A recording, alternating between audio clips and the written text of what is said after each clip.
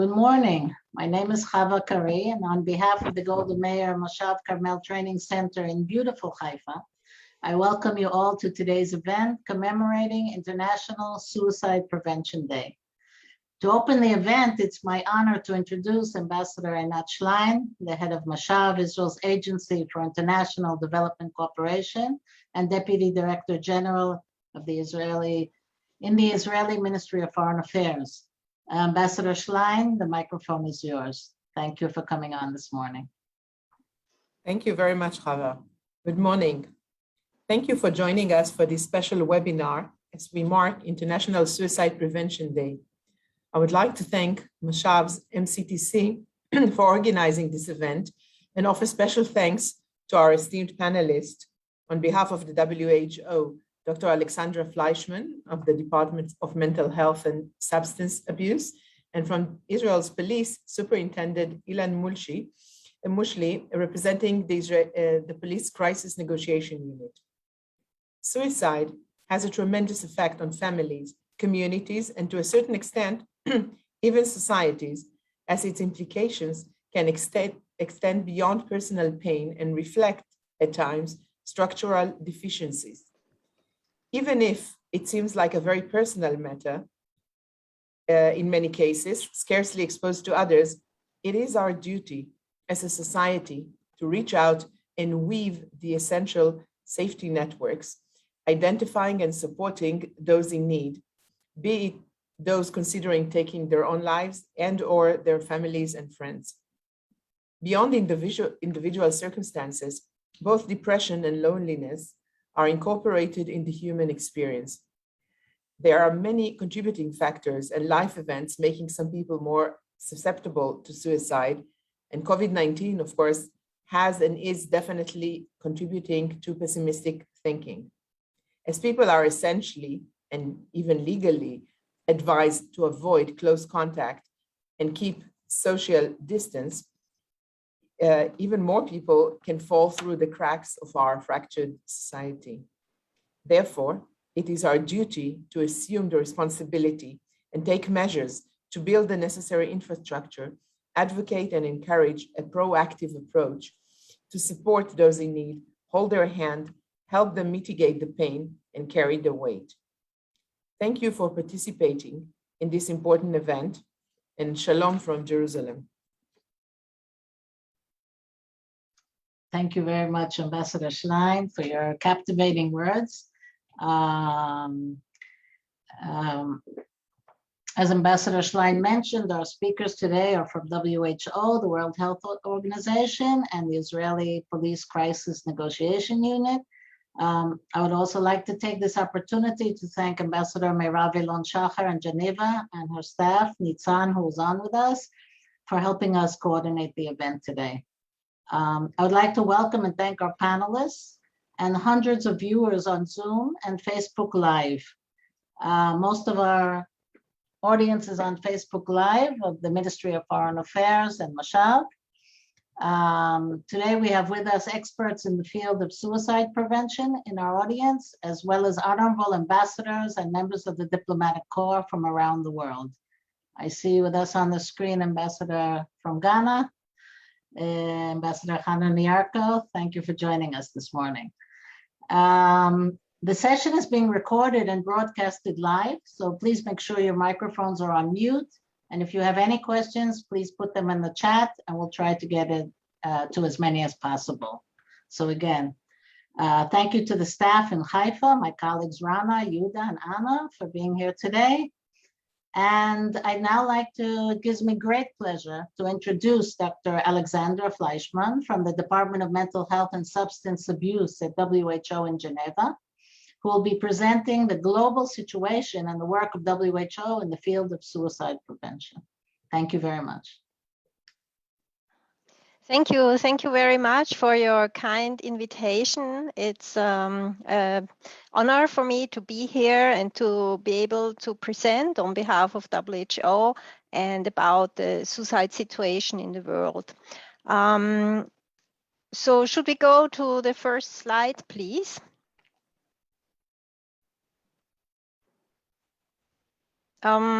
Am I going to see the slides, or should I, or Yes. is the audience seeing them now? Anna? Anna, here, now they're coming on. Yeah, okay. Okay. Yes. So the context or the framework that we are working in is the UN Sustainable Development Goals with the indicator of a reduction of the suicide mortality rate by the year 2030 of 1/3. So this is an important target for every one of us.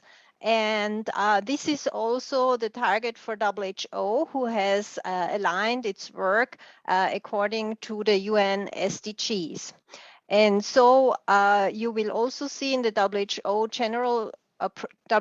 general program of work that we have an interim reduction of suicide rate by 15% towards reaching the 2030 target.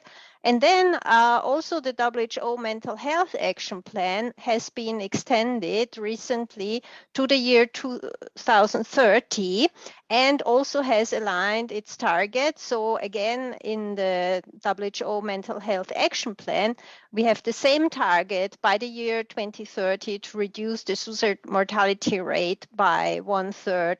And the member states of WHO have adopted this mental health action plan. So basically, WHO member states are all working towards reaching this target.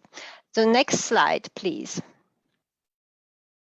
So just to give you some facts, there are over 700,000 people who die by suicide every year. And just to give an idea, this is more deaths than malaria or breast cancer. And it's the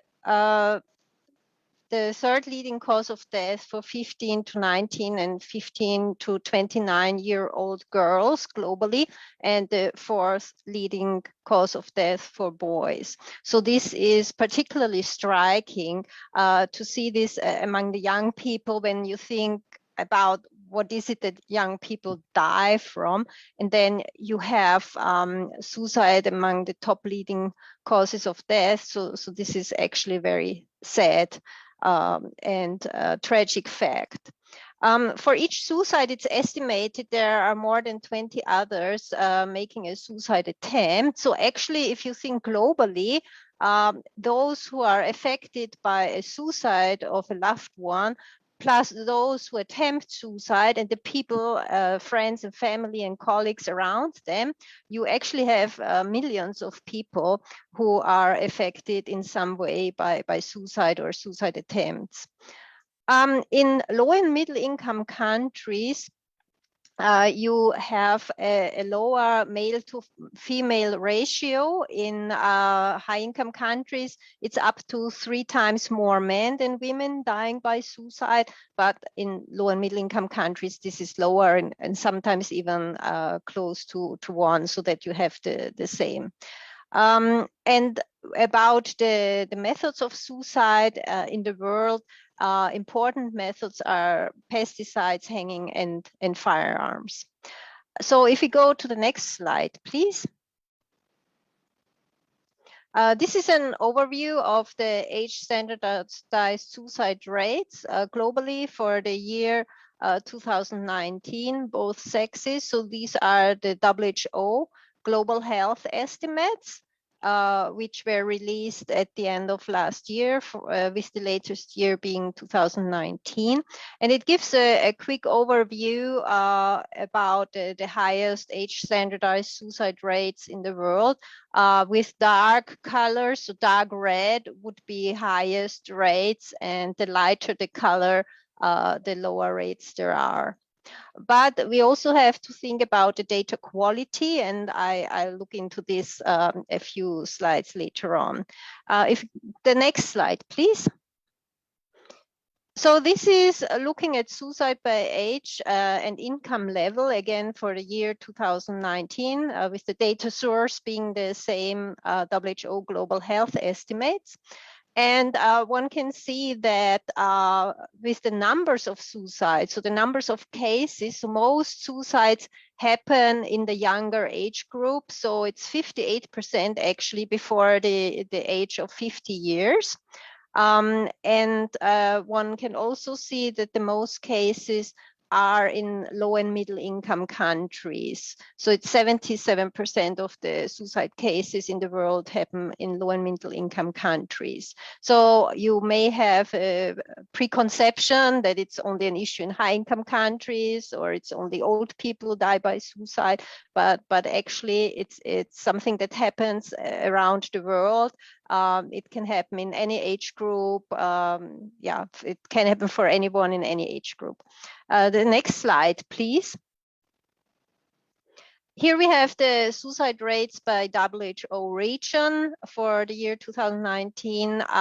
We have the 6 WHO regions, and on top you have the global to compare with. So the both sexes is in dark blue. And you can see that in the WHO African region and in the European region and the Southeast Asia region, you have higher rates than for the global average rate. However, one also has to highlight that in Europe, we have seen the strongest decrease over the years, actually, even though the rates are still very high. For females, you have very high rates in the Southeast Asia region. And for males, it's in the European and in the African region. The next slide, please. The WHO global health estimates are calculated back to the year 2000. So each time a new round of estimation of the global health estimates is being released, we do have the estimates going back to the year 2000 until the latest year, which is currently 2019. And so we can look globally, regionally, but also by country, at the evolution of the suicide rates.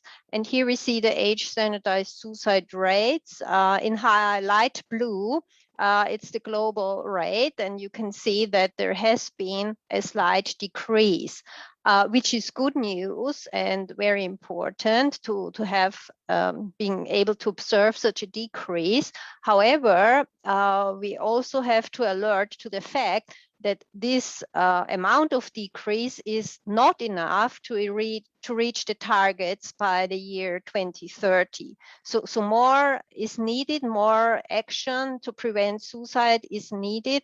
More activities need to be implemented, more resources need to be available to actually reach the WHO and UN SDG targets by 2030.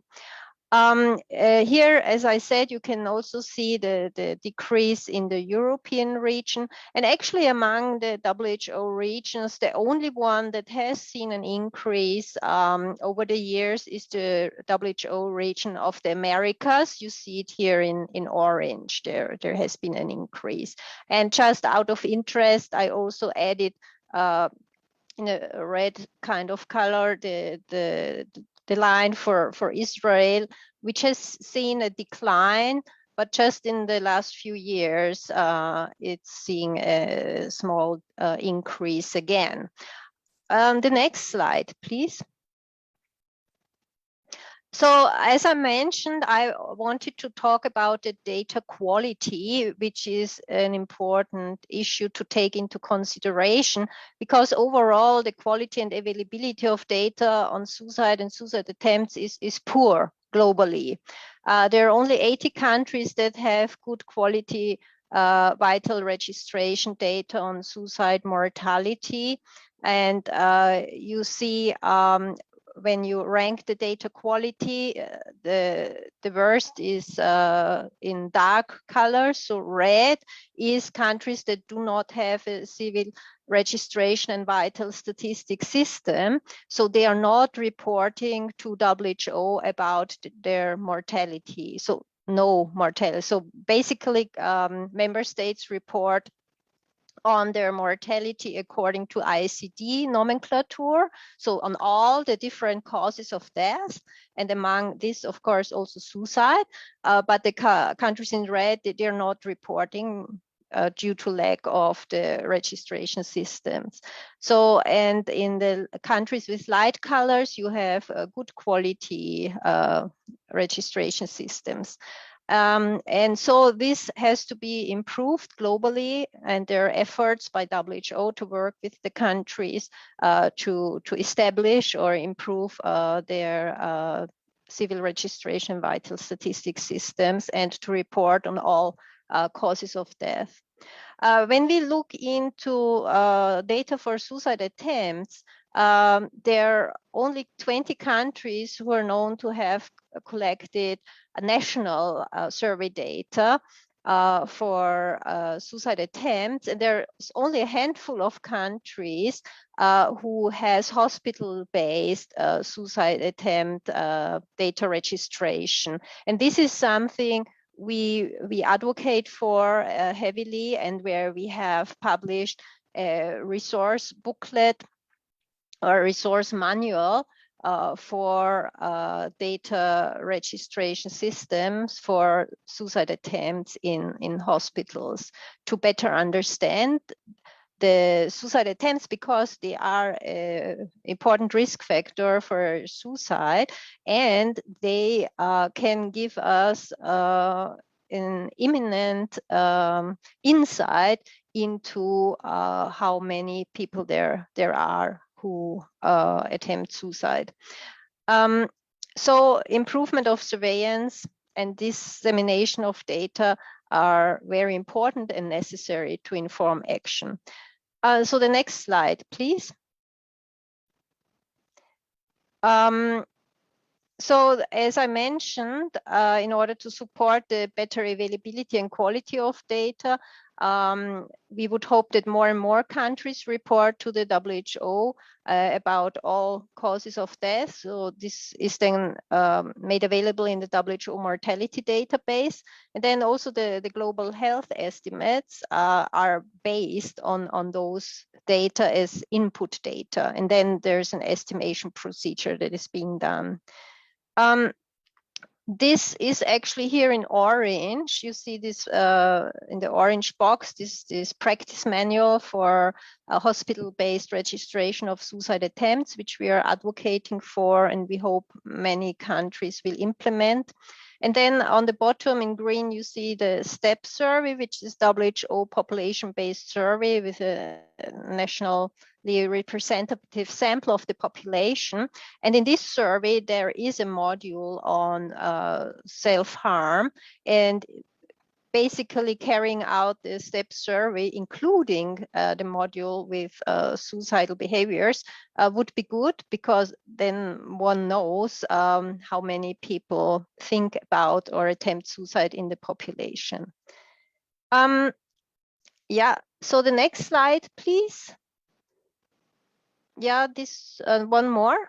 Yeah, so the second part of my presentation is about what is WHO doing, or what's the response from WHO to suicide prevention.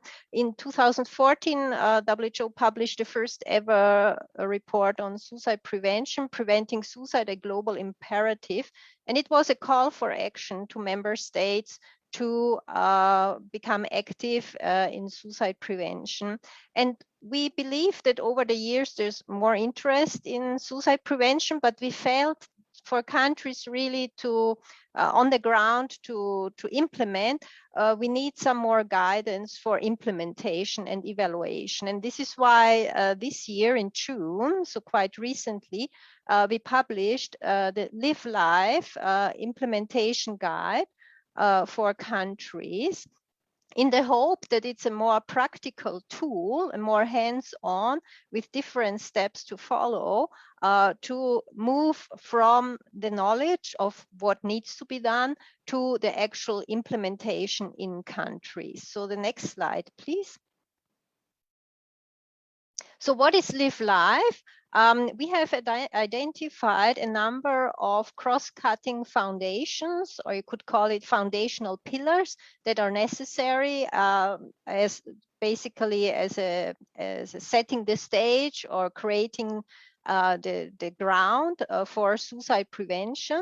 And then there are 4 key effective evidence-based interventions which should be implemented in every country. And these 4 key effective evidence-based interventions are limiting the access to the means of suicide. So this can be pesticides, firearms, medication, and to regulate this access or even ban certain pesticides, for instance. The second evidence-based intervention is to interact with the media on responsible reporting about suicide. We know that the way suicide is reported about plays an important role and has an impact on more suicides if it is not reported in a responsible manner. And on the contrary, if there are stories about how someone solved their problems and got better and received help, then this can help prevent suicide. So the media play an important role. Then we have the area of school-based interventions for young people and adolescents to train and improve their problem-solving and coping skills. And then finally, we have the health sector response with early identification, assessment, management, and follow-up, which is very important, of those who made a suicide attempt, but also to care for those who were bereaved by suicide or anyone around them. So this is a big area of early identification and follow-up, and also where communities play a role with what is known as gatekeepers, those who can early identify and refer a person who is in distress or who is in need of help. So these are the 4 key effective interventions of Live Life. And for these cross-cutting foundations that are needed, you find situation analysis, multi-sectoral collaboration. This is very important for suicide prevention. It's not only the health sector, there are other sectors involved to prevent suicide. This is really important. Then awareness raising, capacity building, training, financing, and then of course, as I already mentioned, the surveillance, monitoring, and evaluation. So next slide, please. So for Live Life implementation plan, so we have this guide, which is the outcome 1.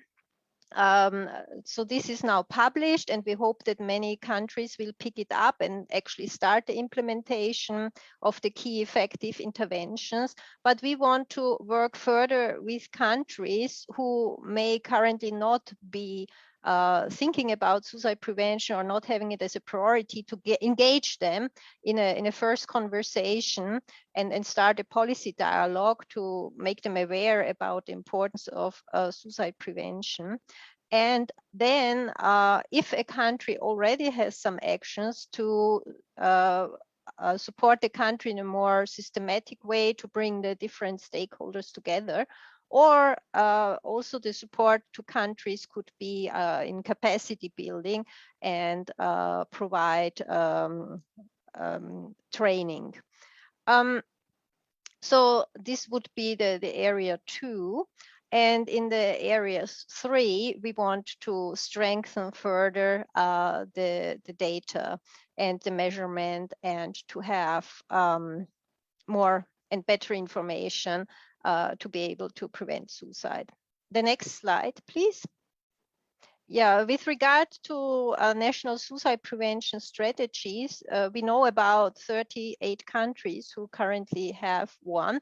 And so we hope that eventually, and through the implementation work that is done with Live Life, that eventually more and more countries will have a comprehensive national suicide prevention strategy. So we see Live Life as a starting point, to implement, but then in the end to really have comprehensive strategy. The next slide, please. Yeah, this is my presentation. Thank you.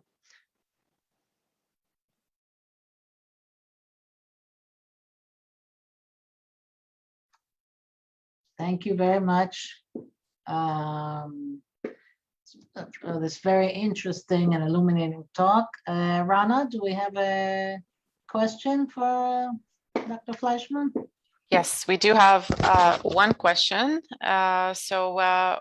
What effect does COVID-19 have on suicide rates, if we know? Mm-hmm. Yeah, there is international research collaboration that has been created. And so far, there has been a paper published about the first 6 months of the COVID-19 pandemic. And in there, from the data, one cannot see an increase in the suicides.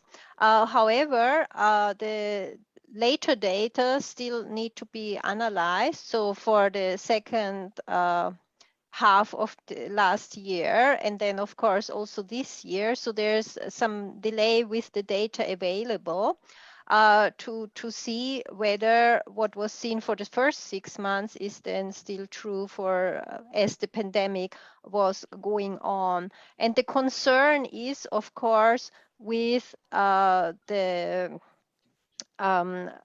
also other reports that talk about the mental health of people, because we know that depression, for instance, is an important risk factor for suicide. Also, alcohol problems are an important risk factor. Then isolation are a risk factor. Also, loss of employment and financial problems are risk factors. So in a way, we know that because of the pandemic, that there are several risk factors that come more into play or that become aggravated. So we do hope that from the further research, we will not see this. But this is, of course, the concern that because of those risk factors being there or being more there than before, that there in the long run, that there may be an increase. Thank you very much. Thank you. Thank We you. have another question, Chava, Yes. from our ambassador in Ghana. So regarding the lack of reporting registration systems in many countries, I believe cultural factors are a factor. What is the WHO's view on that? Well, you mean whether there's a reporting happening, that it's a cultural factor, that there is no reporting? Well, the important thing is still to establish the case registration and reporting system. So the surveillance system needs to be in place as a first step, and then one can seek to improve the established surveillance system to encourage the reporting. Of course, we know that there's stigma around suicide, it's a taboo. And that there may be underreporting of cases. However, to counteract that, we have to raise awareness and to work with training of those registering the cases in order to do it in improved quality. Ambassador, is that sufficient? Would you like to ask something else? Yeah, I think she's answered it. In many cultures, people are reluctant, families are reluctant because they see it as an embarrassment to the family. And so suicide issues are discussed within the family and it's never reported. And so the victim, if I should use that word, remains in that environment and the ideation of suicide is ever present. So I think that and I see that from the charts, Africa in general is not reporting. And I believe that the stigma, as she said, due to the culture and family, the honor of the family name and all that, it's a very important factor. Yeah.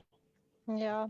This is like in Live Life. It is described that sometimes you have to prepare the ground to start suicide prevention.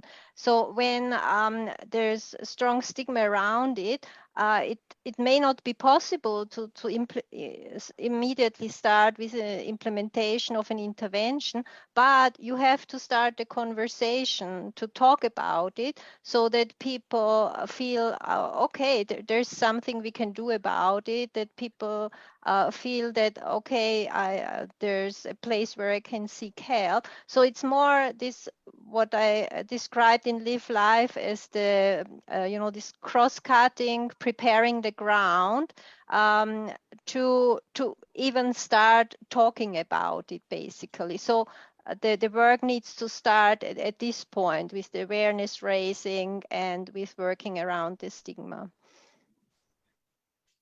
Yes, thank you very much.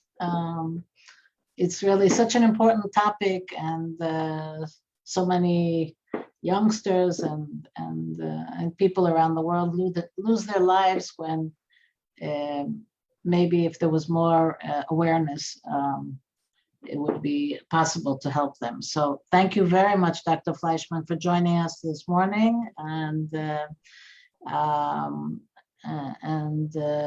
please thank Dr. Kestel for us. And we'd like to really, we enjoyed your informative talk. I think it was very enlightening for us, and especially for Mashav. And we will think how to move forward on this important topic. So thank you again for your informative and illuminating talk. Thank you so much. Thank you.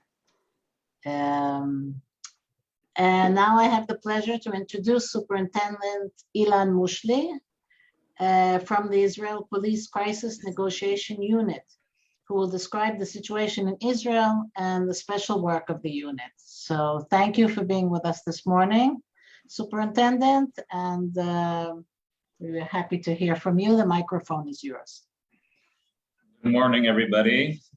I'm very happy to be here and share in this important event. My name is Ilan. I serve in the Israel Police Crisis Negotiation Unit. I'm very proud to be here as well on the behalf of my unit and my organization, Israel Police. In my short presentation, I'm going to give a short preview about our unit, the formation of our unit, what are the tasks we deal with, what are the challenges we deal with, how do we save lives.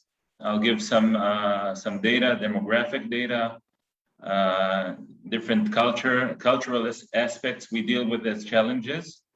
Before I start, I'd like you to notice the photo you see on the right of the opening slide of this young guy sitting on a ledge of a high-rise in Tel Aviv, because I will be discussing him later on.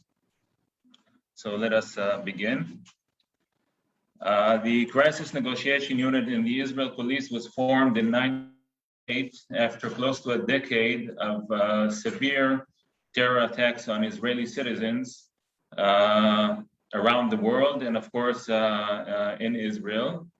And so our focus in the beginning of our being was, of course, looking on and preparing for terror attacks or terror scenarios regarding hostage taking. Since the beginning of the 80s and until today, happily, I can say, there was, of course, a big decrease in these kinds of events. So our focus, our professional focus, shifted to the civilian realm regarding saving lives, of course, suicide attempts, which is most of the capacity of our activity today. I will be elaborating about it shortly. To the ones of you who are less familiar with the Israeli police, there are two main spheres of activity the police has or deals with, which this is actually the police structure, the classic police, which we belong to as a unit. and the border guard who are deployed around security obstacles and around the borders of the state of Israel. So we are actually a national unit. We do not have any territorial responsibility like a police station or a police district. We are subordinate to the Israel Police Headquarters, and we act on a national scale, countrywide, 24/7.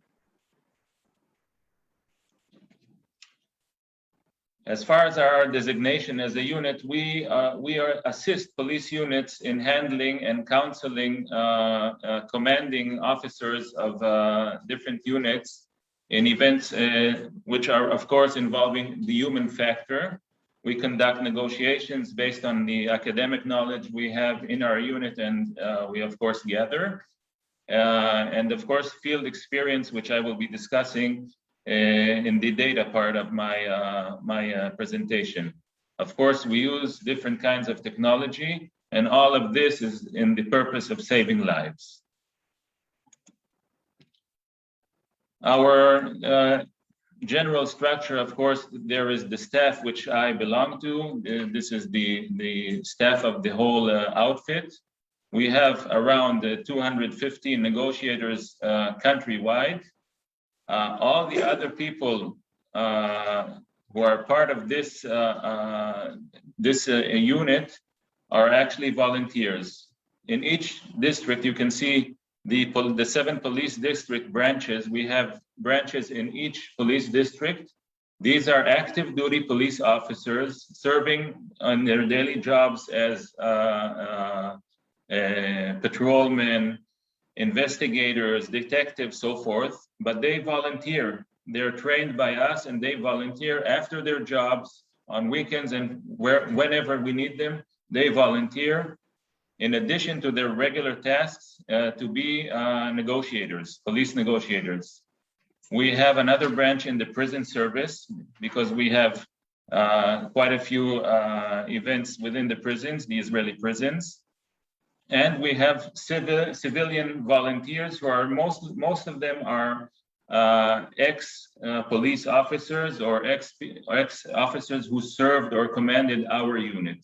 So we have a whole array of specialists and volunteers who are helping us out on a daily basis. Some facts, some demographic facts, of course, you can see for yourself as far as population, the dimension of our the varied population we have as far as sectors, religions, so forth. I marked out in red the statistics we have on suicide attempts and occurring suicide events in Israel. These, of course, as said before, are gross data. This is gross data because actually a lot of the data is or attempts are not reported. So this is what we have. These are the figures we have.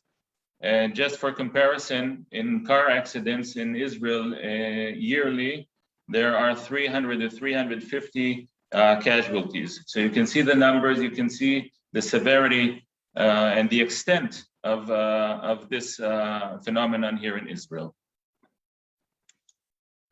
Of course, Israel is a multicultural society, a very vibrant society, live society, and with lots of groups, sectors, communities. And this, of course, poses a challenge for us as a negotiation unit when we encounter suicide attempts.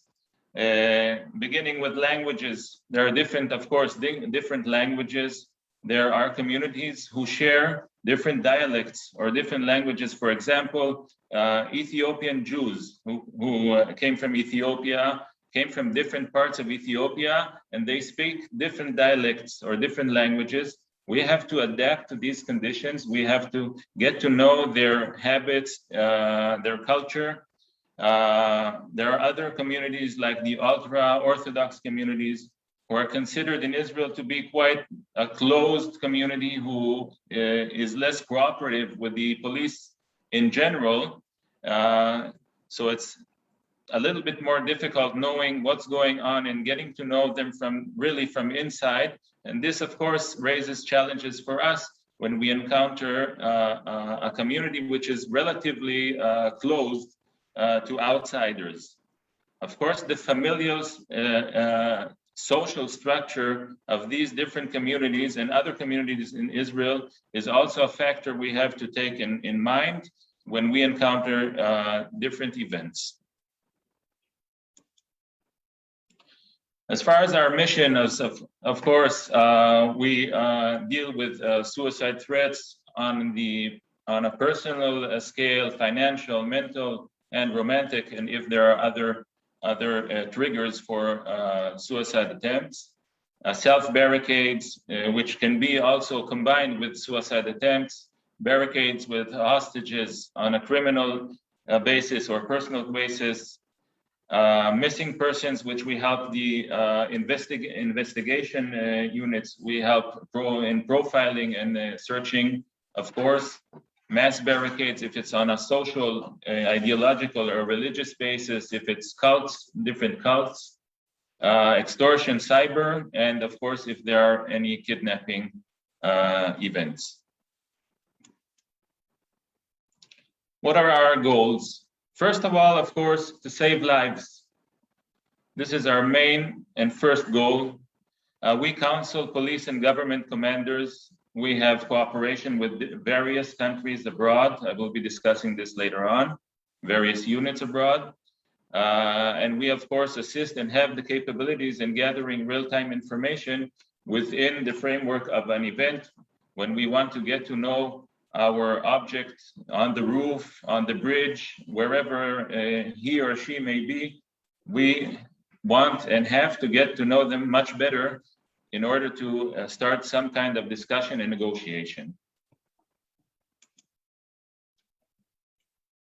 These are the figures of our annual deployment. I took a 3-year figure in order to show you the changes and shifts in the different years. I marked on purpose, I marked COVID-19 on the year 2020, because here some new challenges came upon which we had to address. In the year in 2020 regarding COVID-19, we actually had to deal with a different type of society, I'd say from the general public and not from a specific sector. People who lost their jobs, people whose businesses were actually demolished because they could not work because of the lockdowns. People who the lockdowns caused them to get frustrated within their families, and it caused them to take extreme actions or towards their family members or towards themselves. So these are actually ordinary people. I mean, they do not belong to some specific sector we usually could meet in an event. And we had to find the way to work ourselves through the events with them. Just for general knowledge, we have a weekly average of between 3 and 4 suicide negotiation events all over the country. So we are in this aspect, I'd say we are quite busy.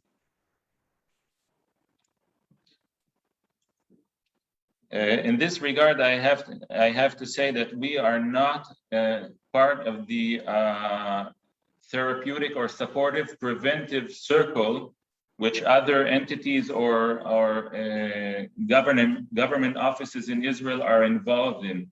When we reach an event of a suicide attempt, we actually are at the peak of this event, the peak of the crisis in which this individual is in, when the emotional and rational behavior are at their peaks. Of course, the irrational behavior is at its peak when we address this person, and we have to slowly shift him to a safer place through negotiating. Just for example, there was some event, we spent 13 hours on a mountaintop in the Judean desert talking to a young guy, about 26, holding a handgun, a loaded handgun. We spent 13 hours standing with him and talking with him until he was reluctant enough to step down and put down his weapon and come down from the mountain with us. We have a few things that we do, a few projects, main projects that we have in what we do to deal with these events. First of all, we have a close cooperation with the National Committee of Prevention of Suicide. We attend their meetings, their weekly meetings in the Knesset, in the Israeli parliament. We are part of this group. We have a close cooperation with a few mental assistance call centers. They actually, when they have an event, when they have a phone call, they suspect or they understand there is some kind of danger, immense and immediate danger, they address us, and we, of course, with the other police outfits, we, of course, dispatch to this event. We hold and attend seminars dealing with specific sectors or communities, for example, transgenders. There's respectively, there's a high rate of suicide attempts in this sector in Israel. We are also members of the INWG, which is an international negotiation work group. This is worldwide. There are many countries which have, of course, crisis negotiation units. We share information, we share data involving suicide, dealing with suicide attempts and with suicide events. What is our toolbox? Actually, we have a fair toolbox. We do risk assessment. We do profiling. We have the professional background, people with the professional background to hold these profilings. We hold multicultural awareness, as I elaborated. We have foreign languages. We have quite a few volunteers speaking various languages in order to confront and deal with the different cultures, the different languages in Israel. We use, of course, strategies and tactics, and we, of course, have cooperation with different entities here in Israel and, of course, abroad. As I said, and to conclude my presentation, you remember the guy I showed you on the first slide. We met this guy in his early 20s. Life has not shown this person their brighter colors, I'm sorry to say. And he is on the autistic spectrum. And we met this guy at least 5 or 6 times trying to commit suicide.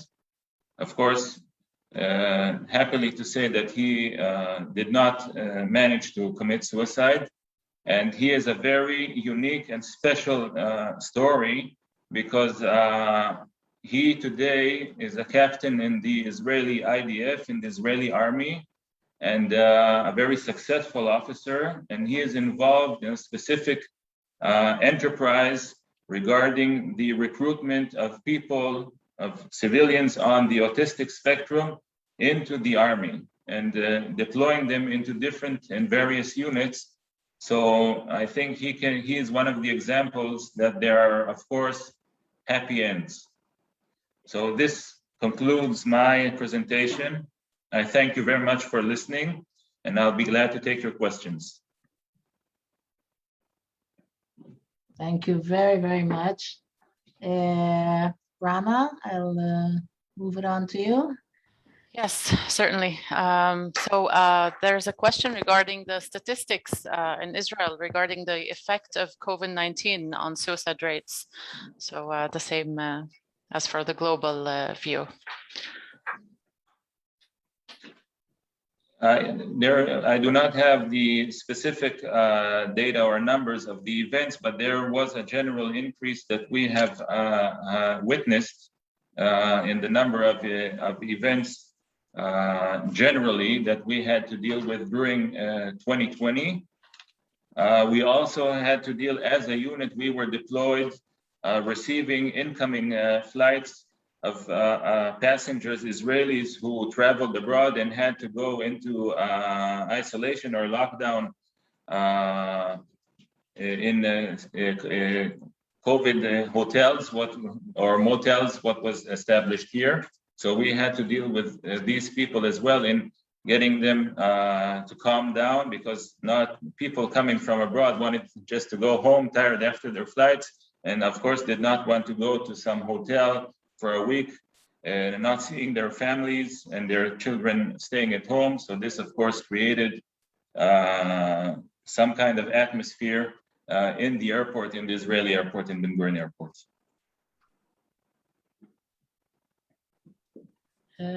Rana?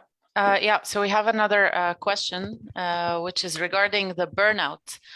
So burnout in your team, I assume this is something that is probable and it could happen at any day. So how do you deal with burnout in your team?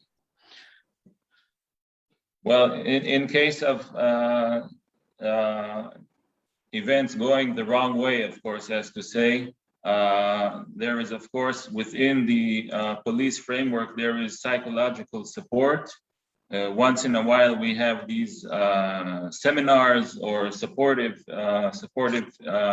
frameworks, which we attend in order to see and seek out if people have any problems, specific problems, and they cannot attend any activity anymore. Okay. All right. Thank you very, very much. The additional questions that we received, we will send you by email, as we know you both have busy schedules today. And thank you for this fascinating insight into the important work. We know you're very busy these days, and we appreciate you coming on. So thank you all for coming on today, and we wish you a year of good health, good friends, and much support for one another. Thank you all. Thank you, Ambassador Schlein, for being with us this morning. And thank you very much, Geneva, Natanya, and all our friends. So have a good year, everyone. Thank you very much. Thank you, Shana Tova. Shana Tova. Tודה רבה.